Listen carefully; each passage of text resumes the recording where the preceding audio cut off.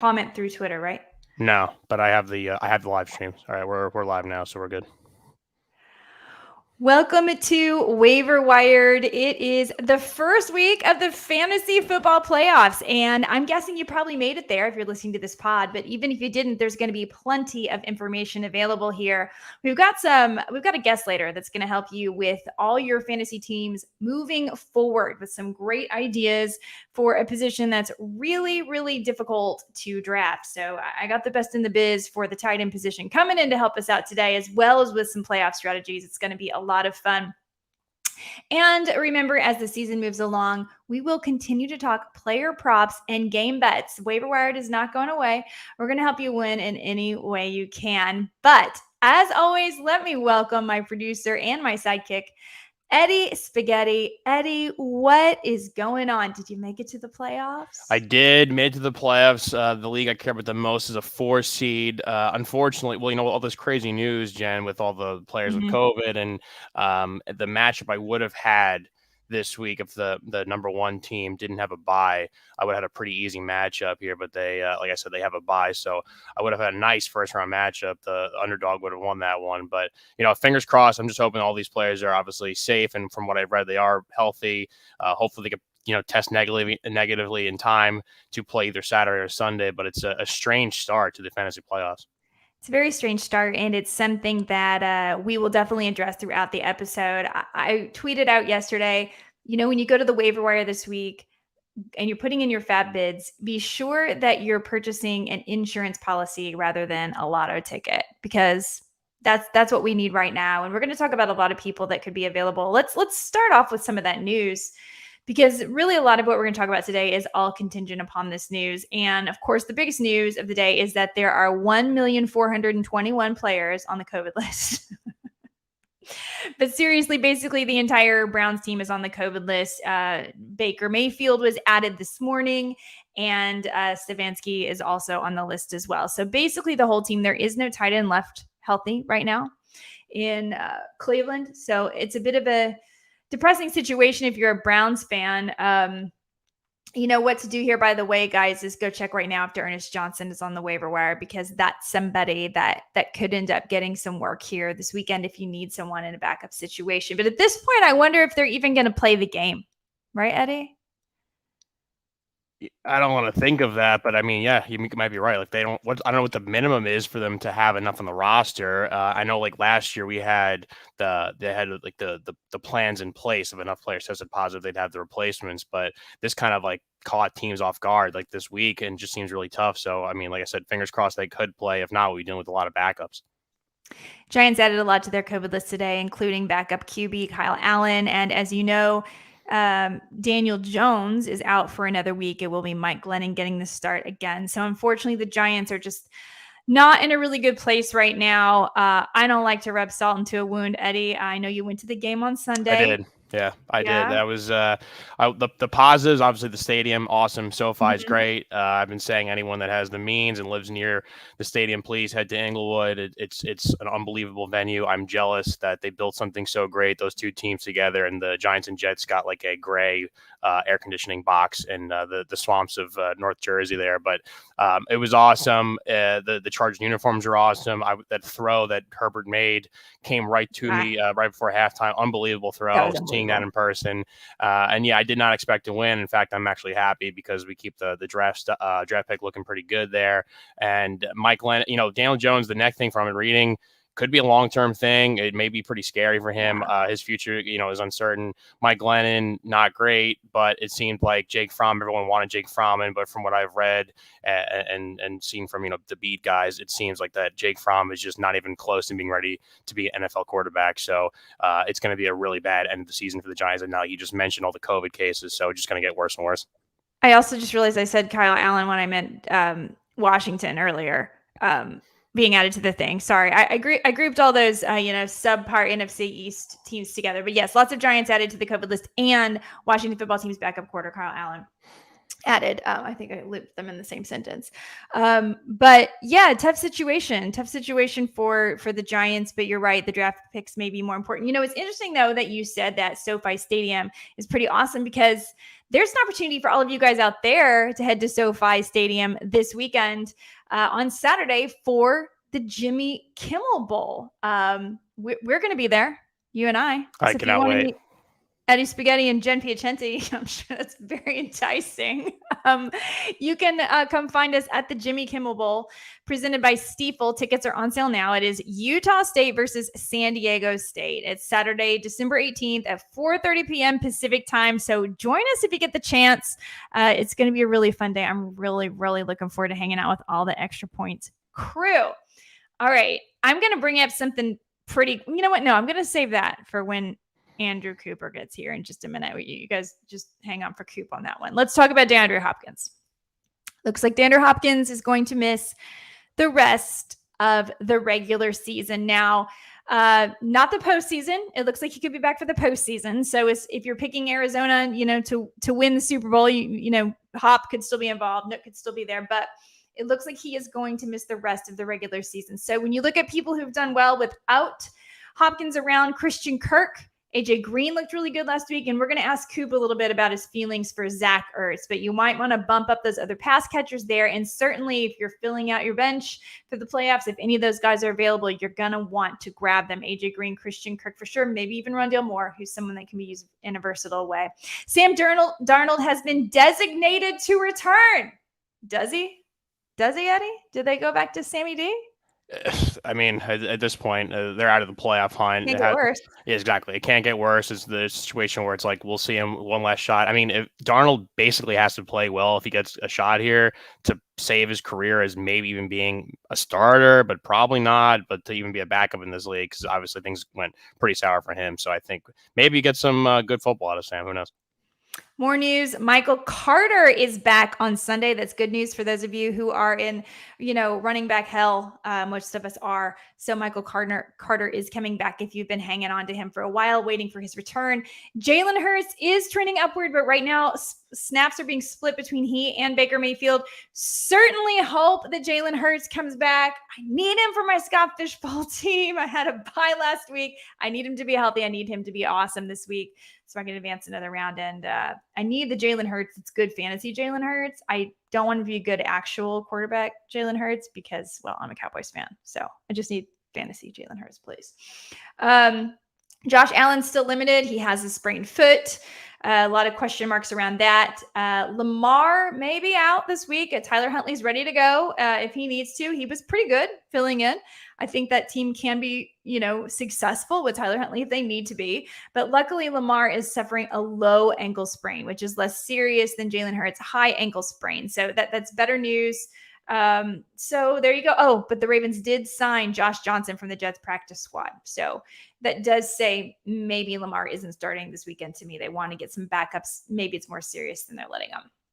All right. Without further ado, I want to bring on my friend, my pal, Andrew Cooper, to join us to talk a little playoffs, a little tight ends. Coop, state your name and state your team name with the best record. What's up, guys? Andrew Cooper here. Thanks for having me in the middle of this sandwich here between Jen and Spaghetti. It's a beautiful spot. My best team, and this is kind of embarrassing actually, because this is my hometown league, and I didn't actually want to play when I first started playing fantasy. I was like, just put me in there, make me an account. So my buddy made an account for me, and he made my team name the Wild Thornberries. This was like 2001, like some Nickelodeon show. I did really well that year, so I kept the team name. I've kept it this whole time, and I'm in the playoffs. I'm moving forward. So Andrew Cooper and the Wild Thornberries. Here we go. So how's that? I think you don't change it. I know that you were the Storm Coopers in one of the leagues we play. That's a good one. That was the I think that was because it was a Star Wars themed year there, but yeah, I did not do so good there. We did. We were a pretty lousy Storm. That's you know what? I have 3 leagues like that. I have 3 leagues that were so bad. Like all my other leagues were really good. Like I have buys and all this stuff. And then I had 3 leagues that were just the worst fantasy football team anyone could have possibly drafted. And I just keep telling myself, that's when you were trying things out, Jen. That's when you were just experimenting, right? That's what happened there. The sad part is when you do that, like, so then you start and you draft your leagues all serious, and then you get to the end and you're like, you know what? I'll take some guys that I haven't been taking, and then those are the good teams. Like that's when it's sad, when you're like, I'm not going to take him again because I have too much of him, and you win because the guy that guy was like Cortland Sutton that you did. Totally, I will say that the 2 or 3 teams that I think it's 3 that I didn't go to the playoffs in are the teams that I did things outside of my normal drafting. So that actually made me feel okay. But yeah, you're right. It still sucks to be like bottom whatever. And you're like, whatever. Okay, just letting it go. Speaking of that, there were a lot of people that were pretty upset about a Tyler Higbee false positive on Monday night. And that's something that's not that easy to write off. But if people don't know you for your work, they need to know right now that you are absolutely definitively the tight end whisperer. And what I want to go into right now is, first of all, your tweet about Tyler Higbee, which was pretty awesome. And second, how you do what you do with tight ends, what you look for, and then we'll go on. We'll ask about rest of season ranks, who's good for this week, and then we'll talk some playoff strategy. And guys, buckle in because this is going to be an awesome podcast. So here we go. All right. For sure on the tight end. So first with the Tyler Higbee thing is that, he just fits a lot of the categories that I don't like for a tight end season long, especially. So, and this week he was going against the number 1 tight end defense. So I already was telling people, like, you don't want to start him against Isaiah Simmons. Like it boils down to matchups sometimes. So, I sent that tweet yesterday because I thought it was funny. And the part that is, of course, crazy about fantasy football is now, with Odell out and, no Robert Woods, and they're going against Seattle. That's right. This week, I'm kind of coming around on Tyler Higbee a little bit. You know what I mean? It's not going to stop me from sending tweets making fun of him because that's my favorite part of fantasy football, of course. But that's like me and Baker Mayfield. Right. Exactly. Yeah. You got to get the jabs in when you can. But, and that's really what it boils down to for tight end, is that there's 2 parts of it, right? There's before the season starts, where that's all just like really nerdy, like statistical stuff, because there's no football yet, right? So it's like we have to go in and look at historical trends and look at these things and figure out what guys going to be good. And then there's the part now that that we're doing where you have to look at the matchups, you have to look at what's going on with these teams. So I don't want to take up too much of everyone's time on this, but I will give everyone, for the preseason part, the kind of the cheat code to what you're doing is basically this. You look at the historical trends, and there's essentially 2 paths to being a top 5 tight end, right? And in most of our leagues, it's 10 or 12 man leagues. I mean, Eddie, most of your leagues are 10 or 12, maybe a few that are crazy at 14, 16, but that's the case. Yeah. Right. Most are 12. So if you're in a 10 or 12 man league that starts 1 tight end, if your tight end's not top 5 or 6, then you have a below average tight end. Like that's just math right there, So for me, I went back, I looked at all the top 5 tight ends, pretty much going back as far as 10 years, right? And once you get out of 10 years, now you're not even in current trends about what the league is like. The league was different then, So, when I'm looking at that, basically you have 2 paths. You have 90 plus targets or 10 plus touchdowns. Right? Every one of those guys, the vast, some of them get both, Travis Kelce usually has both. But the vast majority of them are getting there via targets. Every once in a while you get a Robert Tonyan that gets 10, or you get this year, Dawson Knox is looking like he might be able to sneak into top 5 with double-digit touchdowns, right? But for the most part, it's targets. So we're looking for guys that can get targets. We're looking for guys that can be focal points of their team. And when you look at guys that get 90 plus targets or 100 targets, very rare that 3 guys on the same team can do it. So, it boils down to looking for guys that can be top 2 targets on their team, focal points on their team, and go through the last few years. Those are the guys. It's the Mark Andrews, Travis Kelce leading the team. So in the offseason, you've really got to just sit there and, if you just use your gut and think about it, like who is actually a focal point of the team and who isn't. Where for me, a guy like Tyler Higbee, no matter what happens, I mean, there's still always going to be a Cooper Kupp or a Robert Woods, or they'll go out and get Odell or Van Jefferson, right? It's like, so for me, like that's the thing for a guy like that, is that at this point in time, he's 28 years old.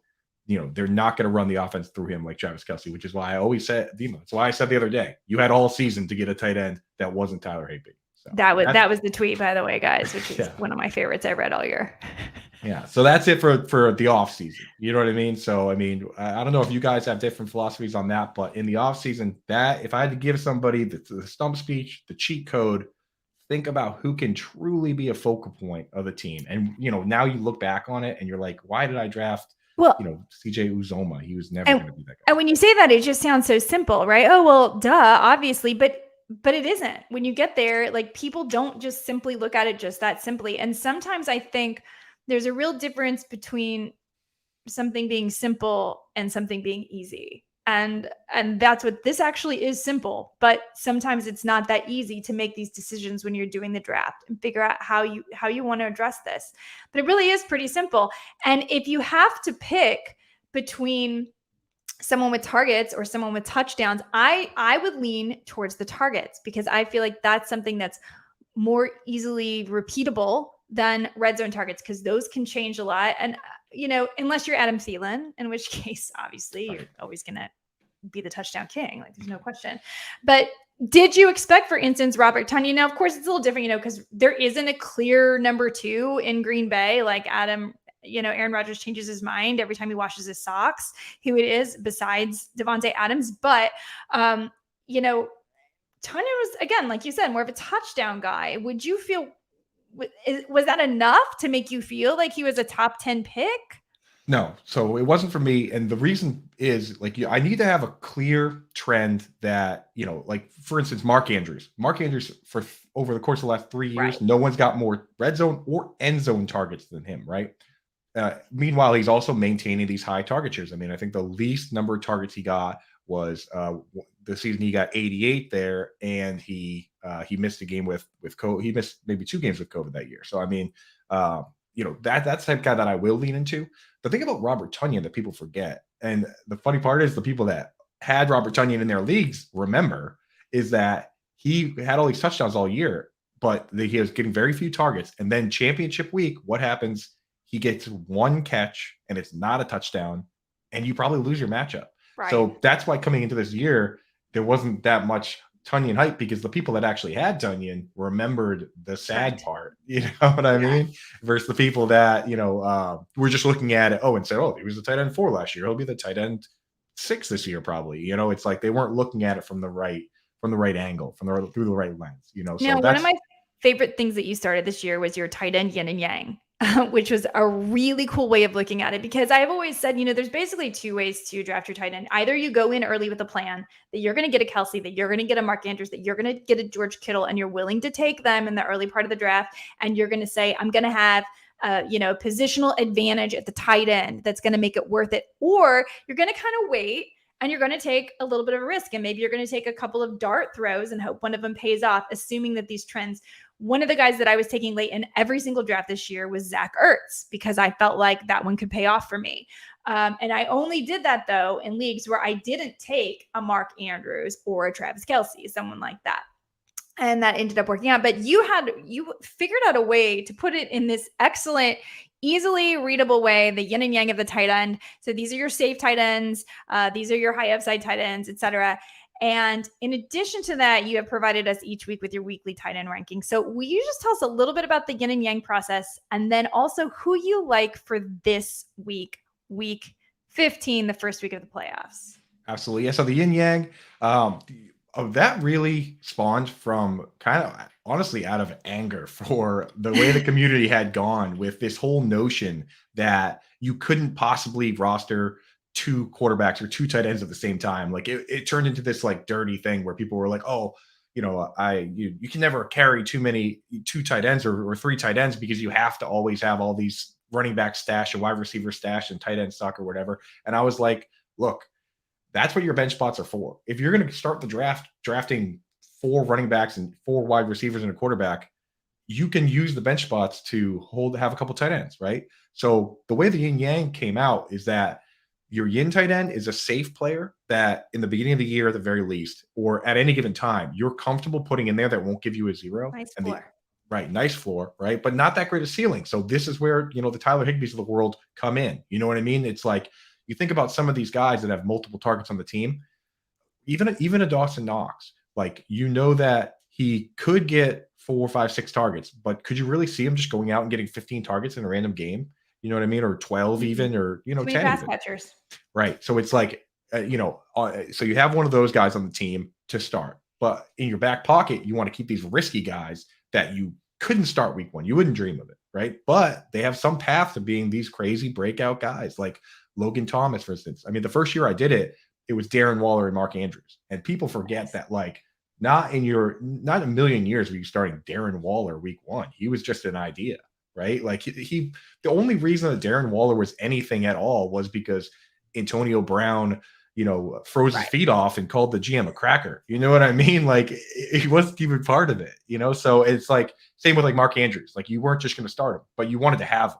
That's why you have to roster 2. Anybody that wasn't drafting 2 tight ends wasn't getting these breakout guys because, I guess maybe if you got them off waivers, but that's the idea, is that we're going to get somebody safe and then take our best shot on the upside. And then you just keep rotating the upside guys in the bench spot. So that's how that process works. And it served me well throughout the years. I always end up with at least somebody, so. For this week, who are your top tight ends to start? I mean, so basically the yin yang tight end goes all year for me, where I have the top tier of guys that I call the standalone guys. You don't need to roster 2, right? So if you have Kelsey, Kittle, not Waller right now, but Kelsey, Kittle, Andrews, and now Rob Gronkowski, like, you don't need to worry about anybody else. You're just starting those guys. You know what I mean? After that, at the end of the year, it gets so deep into not only matchups, but something you guys were talking about earlier, which is all these COVID guys out, right? Or all these injuries. So the focal points do shift, right? Like, you look at Tyler Conklin, he did not become a focal point just because Thielen was out. You know what I mean? Like, he was coming out of the game. No tight end in the league gets blocked on more pass plays than Tyler Conklin is. It was one that essentially wasn't going to happen. But a guy like Logan Thomas last year, when everyone got injured, he did become a focal point. So we're seeing it now with guys like Zach Ertz, right? Like, doesn't he feel like he's an important part of that team? Right? He does. And now with DeAndre Hopkins potentially missing the rest of the season, it feels like Zach Ertz could be a beneficiary. Am I right on this? Oh, big time. Not only is he a beneficiary, right? Like, he got 7 targets last week. 2 of them were red zone targets or end zone targets in the end zone. One was tipped and intercepted. The other one, he caught it just on the 1 yard line coming out of the end zone, right? And then he had another red zone one that got intercepted. So, and not only that, but his schedule is the Detroit Lions, Indianapolis Colts, which the Colts are one of the worst teams in the league. That's, even Dawson Knox had 100 yards against them, and that was his only 100-yard game. And then he's got the Dallas Cowboys, which, Cowboys are still middle of the pack. And, even you'll admit that these games can, especially in the NFC East, they can go either way. They could be 10-12, or they could be like 45-48, Right. So I think that's, Ertz is a perfect one for the end of the season. The rest after that group, I'm mixing and matching. You know what I mean? Like, I love Dawson Knox at this point. He's great. But do I want to start Dawson Knox against the New England Patriots week 15? Like, that team hasn't let up 100 yards to a tight end since 2018. You know what I mean? Travis Kelce's never had 100 yards against them in his career. It's like a low ceiling proposition where if I can sneak somebody in there, like Ertz, for instance, like if I have Ertz and Knox, maybe I start Knox this week, but then week 15, Ertz against Indy, Knox against the Patriots, got to go Ertz, right? So mix and match for me.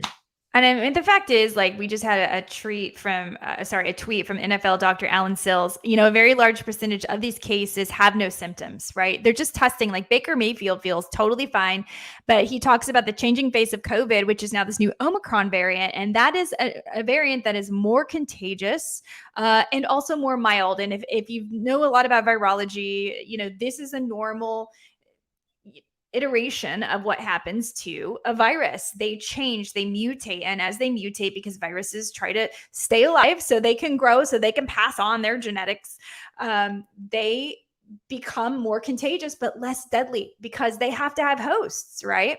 So this is what's happening. And it's still something to be aware of. And we're going to see this spread and spread and spread. And I don't know how we're going to avoid getting more and more people on the COVID list. you have to have so much depth here. And so I'm like shaking the table. You have to have so much depth. Pounding the table. Playoffs, guys. Please find insurance policy and not a lotto ticket.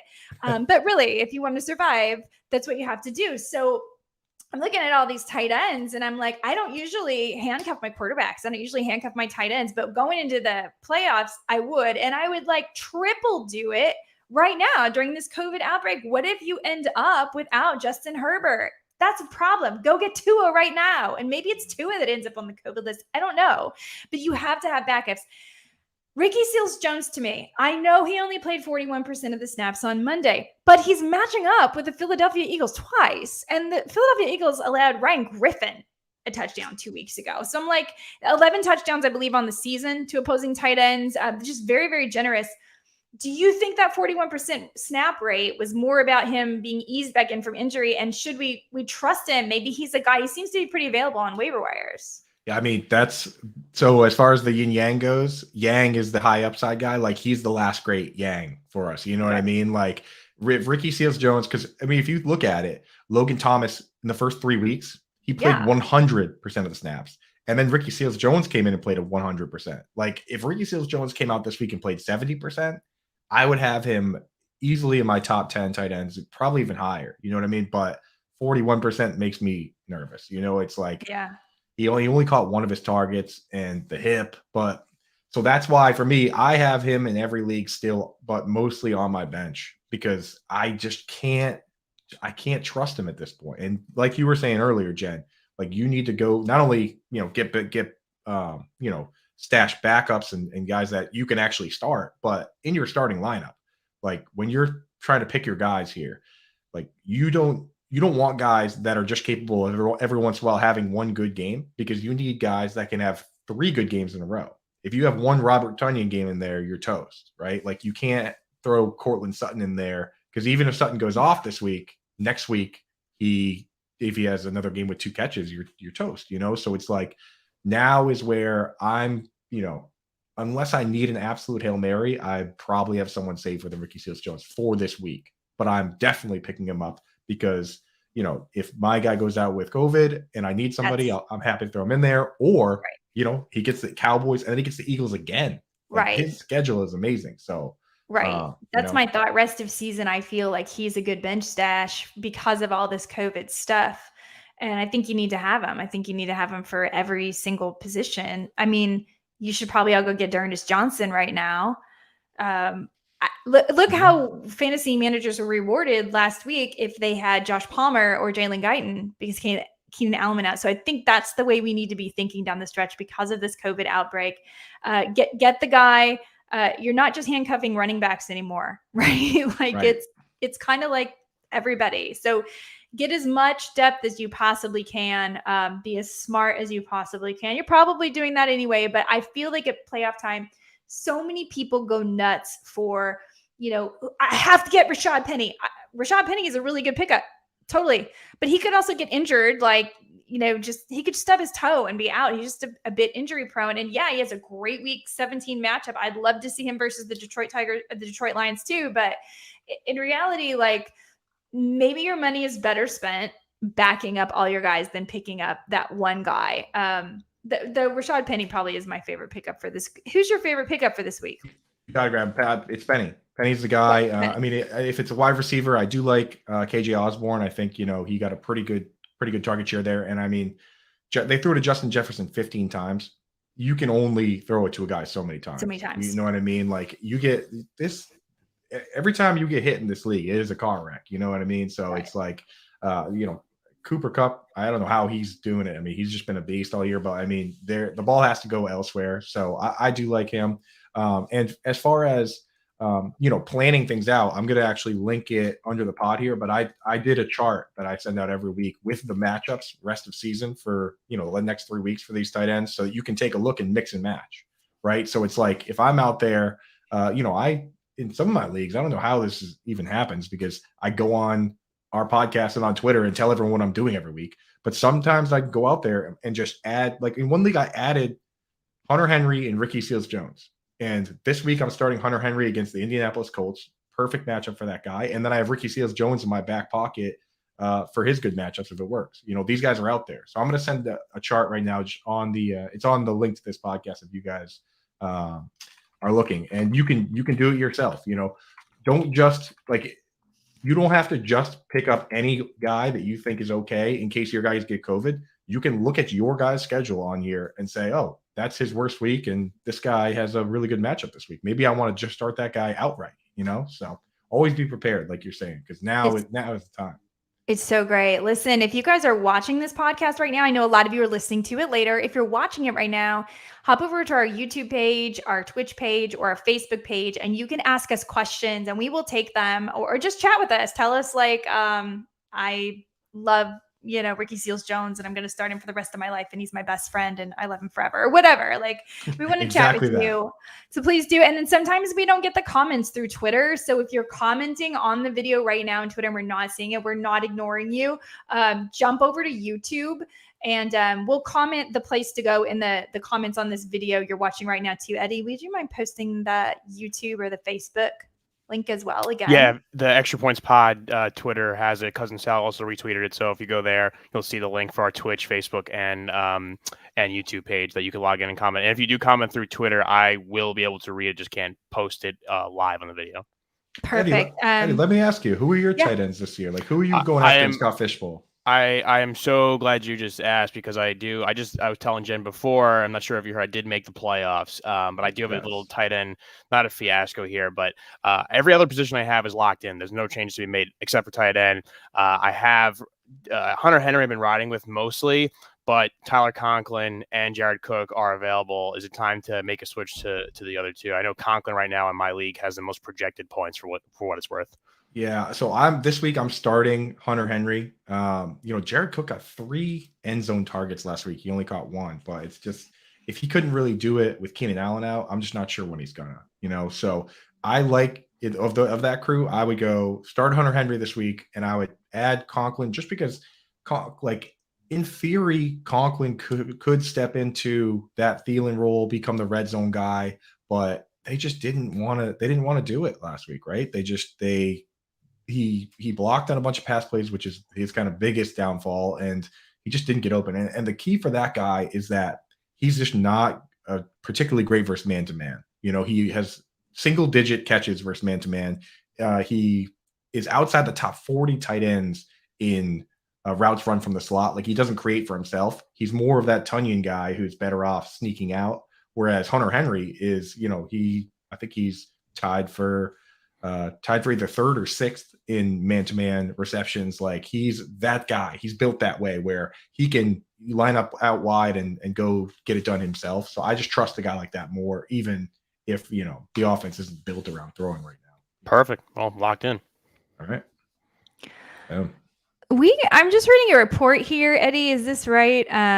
Urban Meyer kicked Josh Lambo in the offseason. Oh, yeah. So there's some breaking news. We'll get to the YouTube question in just a second here. Breaking news, sort of. It'll happen in August, I think the report said. But Josh Lambo is working out for the team. Urban Meyer kicked him. Lambo rated the kick a 5 out of 10 in terms of hardness. Lambo cursed at him, said, "Don't, bleep and kick me." And Herb's response was, "I'm the head coach. I can kick whoever I want." So I think this is probably 3 strikes he's out. Whoever I want. Is that the word he used? Kick? Because that's not the word he used in the bar last week. Yeah, exactly. So if he keeps the job after this, I don't know. I just want to know who's playing Urban Meyer in the Urban Meyer movie. Unbelievable, dude. My goodness. Oh, wow. This guy's unbelievable. All right. Sorry, guys, for that little That's the most absurd Jaguars coach story since that time the coach, I think it was Jack Del Rio, brought in that axe and the stump. Do you guys remember that one? I do. Yeah, I've seen. I think Damashek made the comparison to that. I mean, I don't think Herb is gonna. It's just 3 strikes. He's out. There's no way he's keeping his job past this weekend. He can, man. Yeah, Jen. That one, Jack Del Rio had this motto, keep on chopping or something, and he brought in a big stump with an axe and just let the guys take hacks out of it, and the punter just totally whiffed on the thing and buried it into his leg and had to go in IR. So yeah, I mean, but at least he wasn't. At least Del Rio wasn't the one that hit the guy. He's not actually kicking people, Right. Somebody needs to talk Mike McCarthy out of smashing watermelons because you just never know what could go wrong. It's dangerous. Okay, we got a question from YouTube. Hey, Britt, what's up? Are we worried about John Bates taking away some of the targets from Ricky Seals-Jones? That is a great question. Coop, what do you think?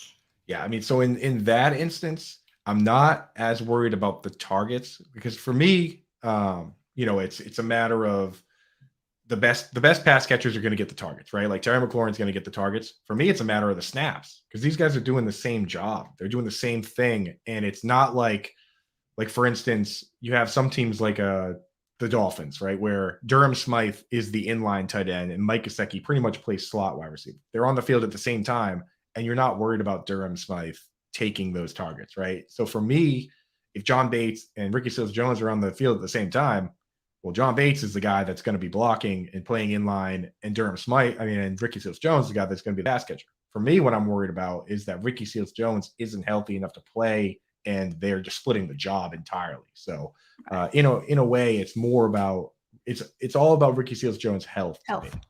So right. Again, not about John Bates' talent. Right, and I'm not starting John Bates anywhere because he just had an opportunity to play a ton of snaps, almost double what RSJ played, and he had 2 targets, I think, and I think Ricky Seals-Jones still had 4. So John Bates, he just needs to go away, really.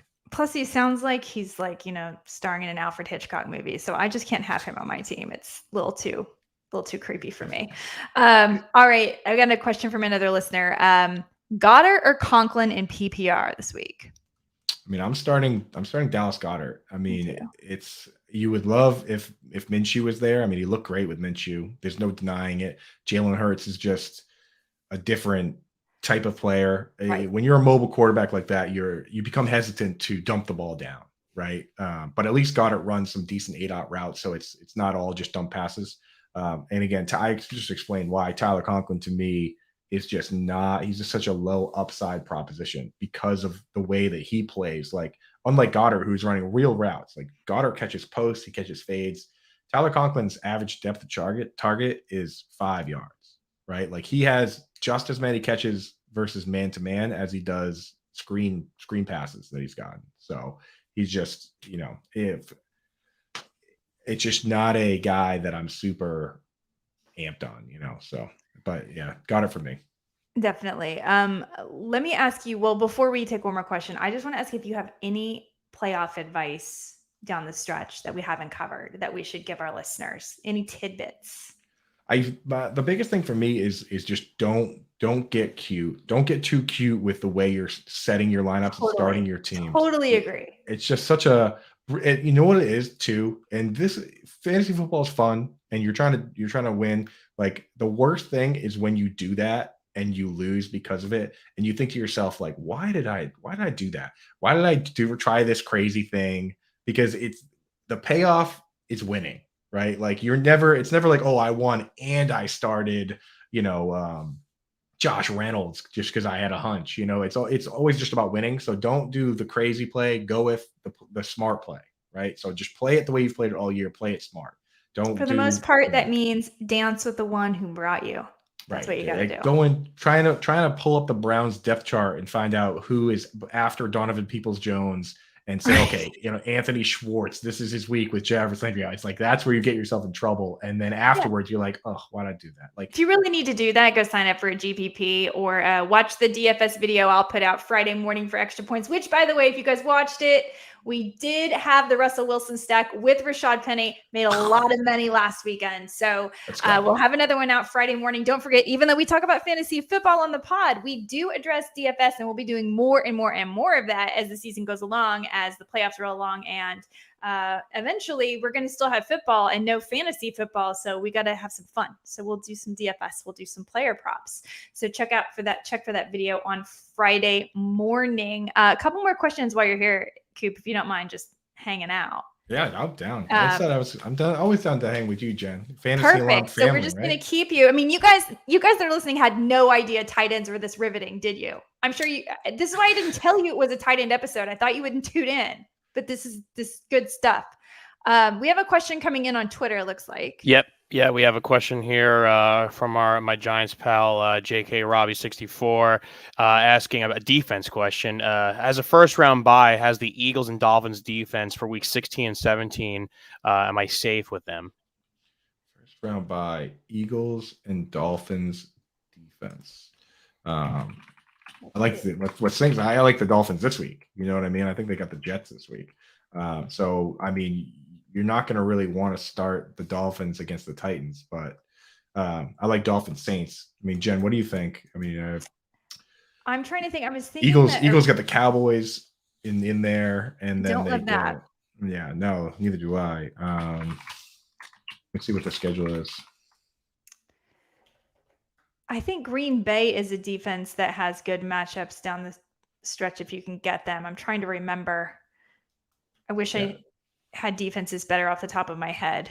Yeah. So actually, no. So they don't get the Cowboys till the end. So they go as Washington, Giants, Washington, and then the Dolphins go Jets, Saints, Titans. So. Well, actually, that's not bad. I think you could make that work between the two. Right. I mean, the way I'm looking at it is that if you have the Eagles, right, you're definitely starting them against the Giants. Definitely. And then the Dolphins are going against the Titans the following week, so you're probably not going to start them there. I would try and potentially drop the Dolphins for somebody who might have a better matchup that championship week. Just give yourself a second option. If, say you don't like the Eagles, Washington that championship week, you're not going to want to, no one's going to be starting the Dolphins in that week. So maybe see what else is out there. See if you can, swap the Dolphins for somebody. But Giants, Eagles, I don't mind, especially against the Giants. Yeah, especially versus the Giants, who are going to be starting God knows who. And I'm sorry, Eddie.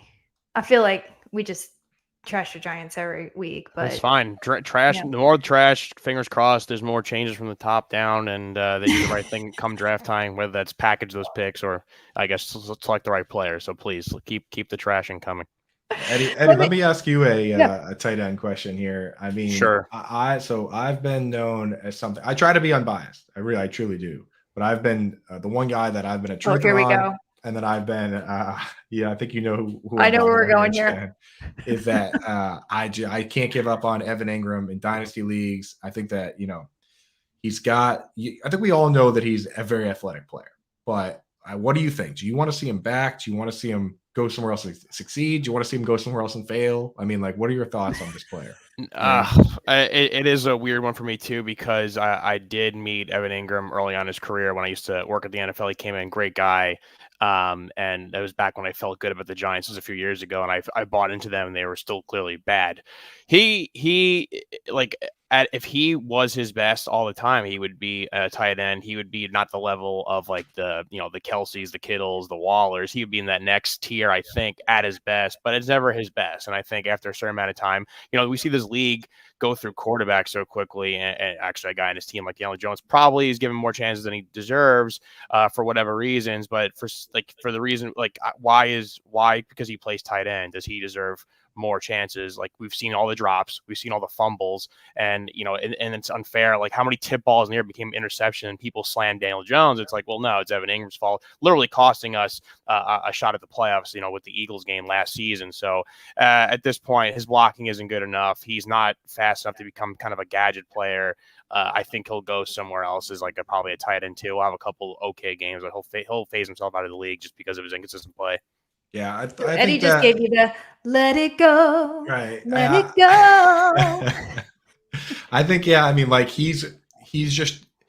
he's built more like Demaryius Thomas than he is like a tight end. So he needs to go somewhere that uses that has a Mike Gesicki. You know what I mean?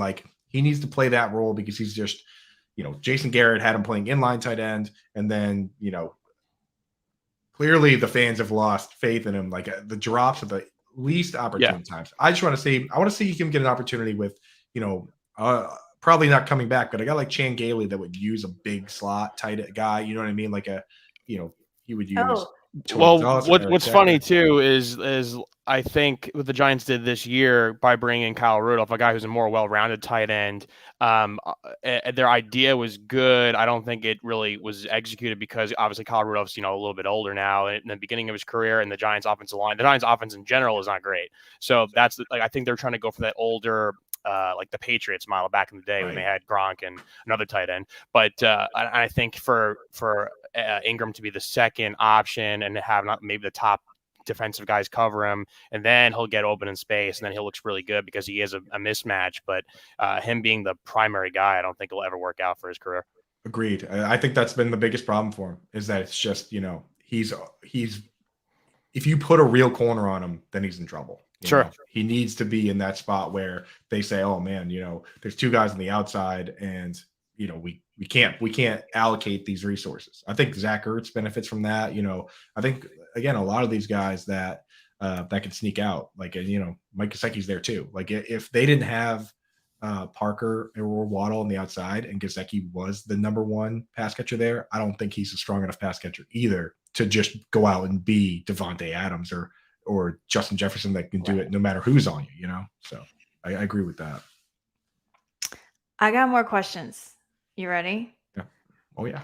For your flex this week, would you put in DJ Moore or Brandon Ayuk? Both of them scare the hell out of Drew, who asked this question.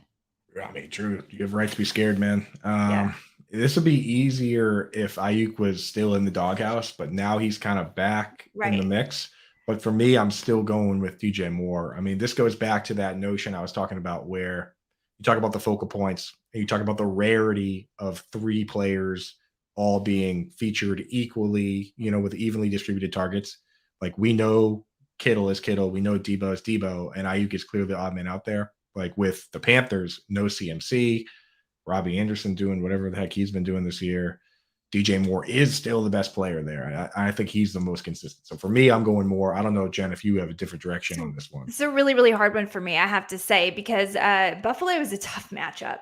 And we don't really know who's even starting for Carolina. Like, maybe it's Cam Newton for half of it. For God's sakes, it could be Sam Darnold. Like, we just don't know. And Brandon Ayuk has emerged as the number one pass catcher, and the matchup is really, really soft this week. San Francisco is versus Atlanta.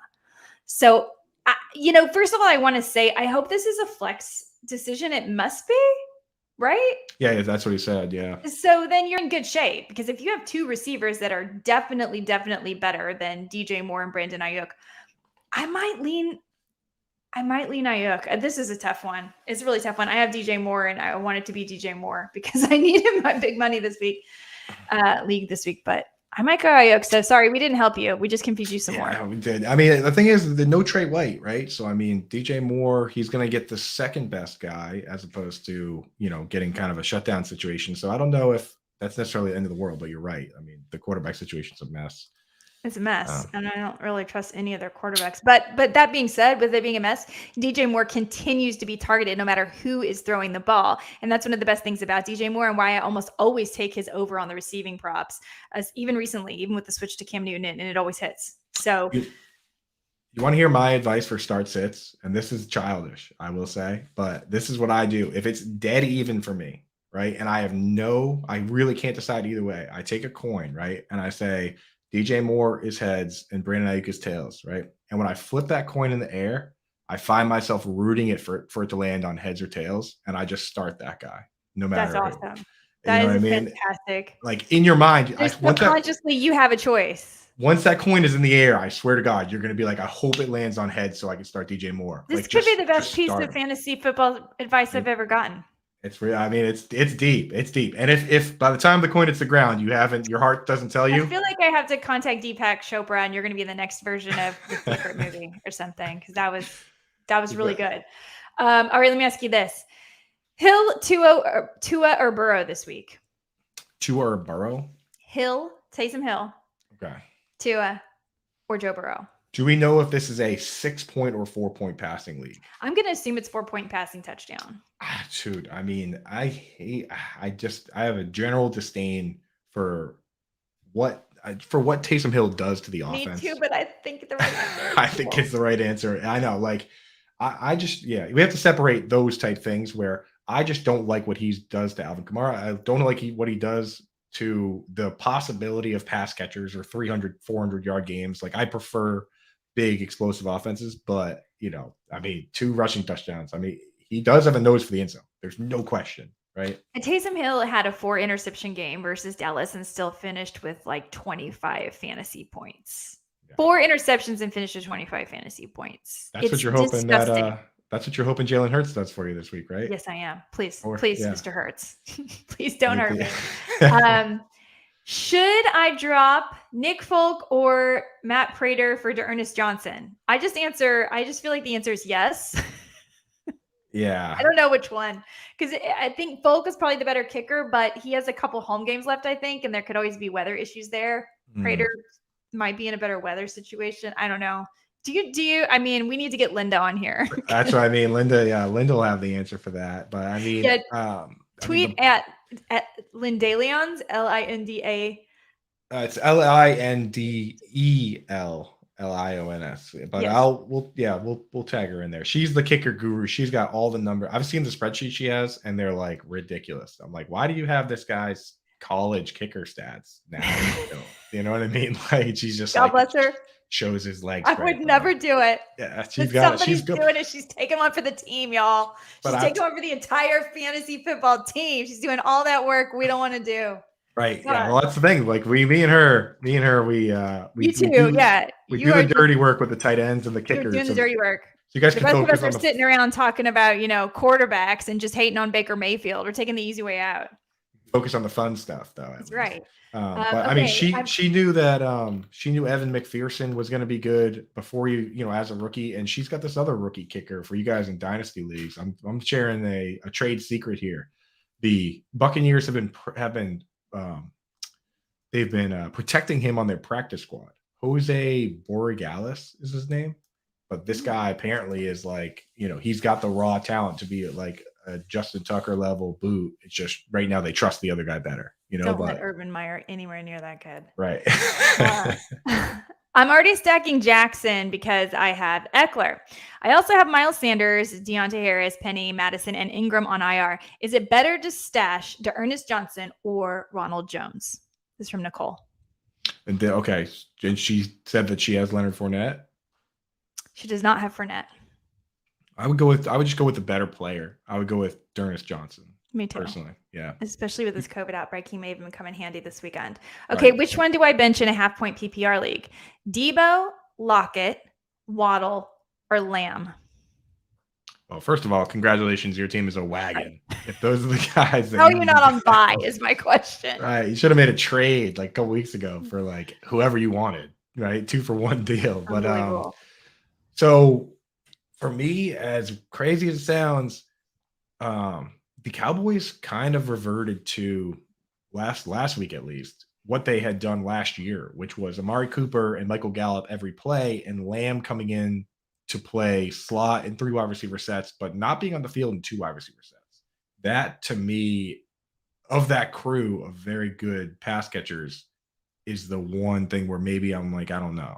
Like we know, like I'm definitely like out of those guys, Jen, let me ask you, who you definitely starting? Okay. If you had to pick one that you would definitely starting. I'm definitely starting Waddle. Okay. Waddle, I was going to say Waddle wouldn't even be in the question for me. So the other options are Lockett, Lamb, and Debo. I mean, I'm definitely starting. How can you go away from Debo Samuel after? Yeah, I'll tell you why. I'm not saying you should go away from Debo. I would start Debo, but I'll tell you what's going around. What's going around now is that Debo just isn't getting targets, and he's only going to maybe fall into the end zone a few times. And this is my rebuttal to that. Debo is going to be used however they need to use him to win the game. And that means Debo will always get you points, whether they're targeting him as a wide receiver, whether they're using him as a running back, because that's the situation they're in with Eli Mitchell. Debo is almost guaranteed to have some major role on the team every week. Now, it might be different than what you're expecting, but he's going to get you points. And I know a lot of people are worried about what if he's just touchdown dependent. The guy was coming back from a groin injury, and he still played running back and found the end zone. So that's where I am with Debo, because I see a lot of people out there saying like, oh, I'm very concerned about Debo Samuel and his use. And maybe he's only worth something if he scores a touchdown. It's a crock of, you know what? I'm very nice on this podcast, so don't use curse words. Join me after hours for that. I think you start Debo. And personally, here I'm moving things. I think the one that I think I start Lamb this week. I understand what you're saying. I'm coming out of the field, but this matchup versus the Giants is just, it's so good. So nice. And So I guess that leaves. And I think that it's going to be good for Lamb, and he's been really good lately. So I think it's probably Lockett because Russ is inconsistent, and it's the Rams, and the Rams dominate the Seahawks. Yeah, they do. I mean, and he didn't have a very good game against the Rams last time, even on 10 targets. It's hard. I don't know. I don't know how you Lockett, guys. Yeah, it's just right. Like if Lockett didn't have 142 yards last week, it would be a little easier. But that was Houston. Yeah, that was Houston. Yeah, I think you're right. Like I think so. You're starting Debo and you're starting. I mean, with Debo, if they weren't handing him the ball, they'd be throwing him the ball. Exactly.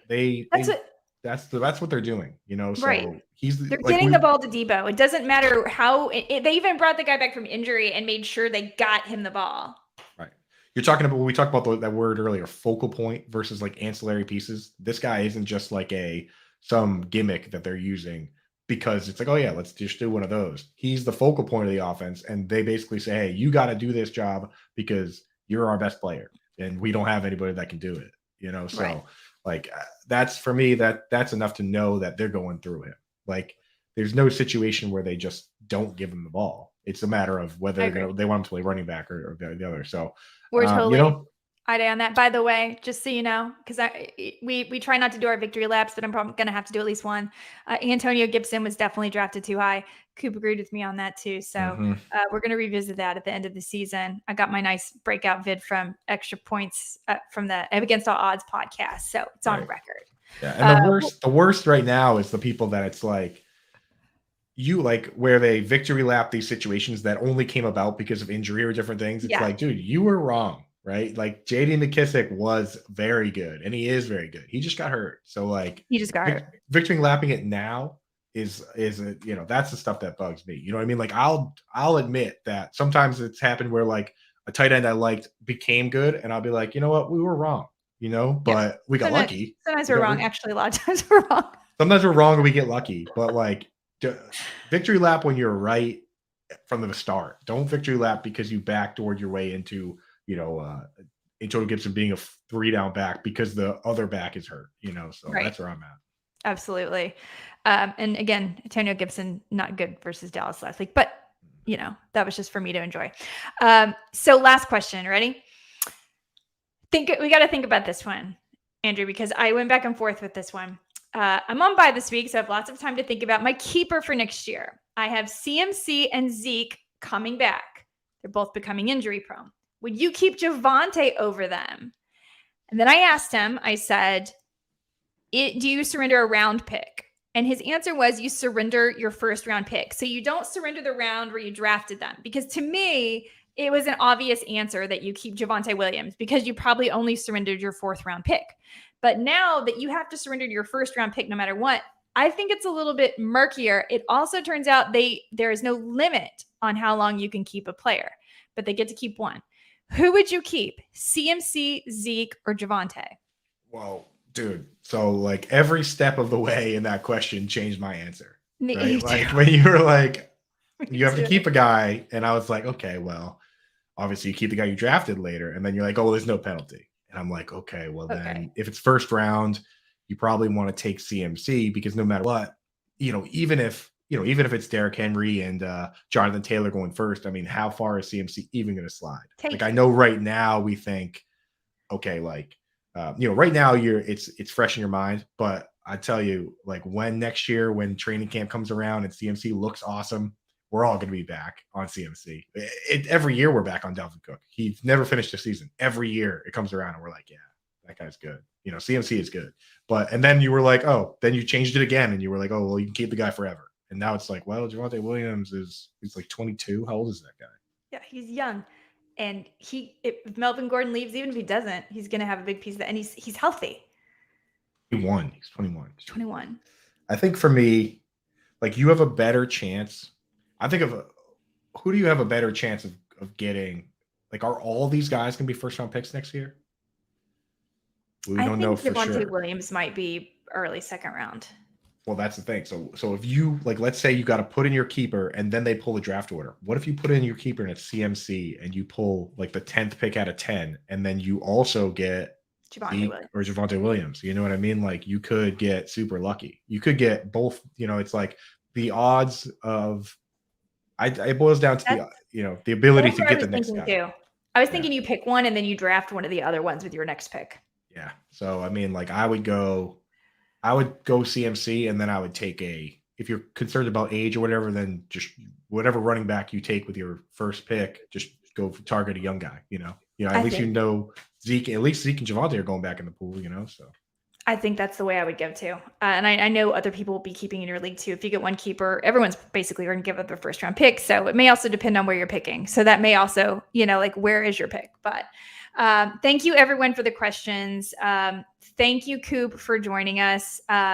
Final plug before we end. Remember, everyone, go over to extrapoints.com/arcade and play with us. Make your picks for the games. We do have the Saturday games on the slate for this week, so make your picks a little early.